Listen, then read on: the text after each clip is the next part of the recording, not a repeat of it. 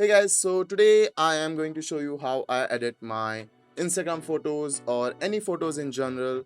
And a disclaimer, this is just how I like my photos to be edited. This is not a pro editing his photo or something like that. It's just how I like my photos to be edited. So let's get started with it. First, you have to do is open Photoshop. Now, why I like to use Photoshop personally, it gives you all the various features, the tools to edit and tune your image how you like it to be. Okay, so the first thing when you open Photoshop is that you need to open your image. And now here's the thing, I shoot all my images in the raw format. That is, the file size is a bit big and it gives you a lot of flexibility in the editing and when you're doing post production. We'll take a new photo, we'll just start from raw, we'll start basic, just plain simple photo, and let's just edit it how I like it to be. You know what, let's just take a new photo today and let's start editing it from ground up. So this is a new image that I am loading right now, and when you open a new image in Photoshop, it gives you this new panel or the interface, which is really cool because I love working on Photoshop and it just makes it a whole lot easier for me to edit. Now, as I can see, there are some highlights, the whites are blown out over here. So what I like to do is I tend to pull down the exposure. Now, here's the thing, this is just how I like to edit my photos. This is not a professional tour or how-to guide on editing photos. This is just how I like, and a tip for everyone who is just starting to edit photos, just edit photos how you like them to be, like just how you like them to see. In the end, it's just a viewer viewing your photo for like a second or two, and it should just catch the attention of the viewer. And yeah, it's just that's basically it, why you have to edit your photos. This photo on its own looks very dull, so we'll edit it and let's see how it turns out. So I'm just going to make a few changes here and there, and just how I like it to be. Okay, so now I'm done with the edits, so let's move on to the cropping. Now for Instagram, you need to have the 4:5 or 4:5 ratio. Why 4:5 is because it just takes more space on the device or on a phone. And if this is your phone, so if it's a 4:5, it's going to cover up this much and it's like almost the whole screen.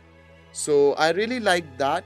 Now what I like to do is I just crop it in this and then I try to straighten the image or to how I like it to be visible. So I am feeling pretty happy with this right now.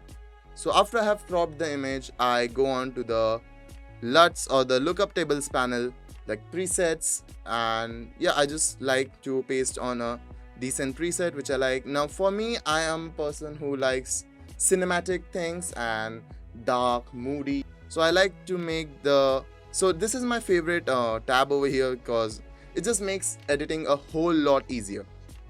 So it has some really nice presets, just edits and just places a lookup table or a LUT you can call. So it just does that. So of course this is not something which I have made. This is just Photoshop giving me the tools and the things which I need to edit a good photo. Now I check all the LUTs and all the presets which are included in it, but yeah, in the end it's all up to you which you want to choose. Now for me, I'm feeling pretty good with this. This is one of my favorite LUTs, that's why it has a star on the side. And then I can change the intensity of the LUT. Do I want it dark? Do I want it light? Do I want it to literally overpower that? And now the image looks pretty decent for me. Like, I like how the image is looking, but now the work is still not done. After this, I click on open. Now when I click open, this is going to be open in the Photoshop, the actual editing software. Now this was just a raw edit thing. Now you can actually change and tweak your photo. Now what I like to do at the start is I create a new layer via copy, and it just makes another layer on the side. And why to make a new layer on the side? It's because it just saves your original image from all the editing you're going to do, so you can see how the image was and how the image is after you have edited it. And yeah, that's basically it. So after doing that, the layer is right here. Then now the sky looks pretty dull, like there's legit nothing in the sky. So what I like to do is I go onto the edit panel, then I select sky replacement. Now sky replacement is a really amazing tool because it helps me to change the sky without masking or doing anything or rotoscoping anything out of the image. So it's just really useful, and I just love this tool. I almost change all of the skies in my image. That's because I just don't like how it usually naturally turns out. So here is the sky which I last used for my last photo, and yeah, this looks pretty decent. This looks really good. Now there are of course many other options you can choose from. You can choose this and you can choose this, but it just does not match up with the editing which I did prior to it. So it does not give me that dark moody vibe which I wanted.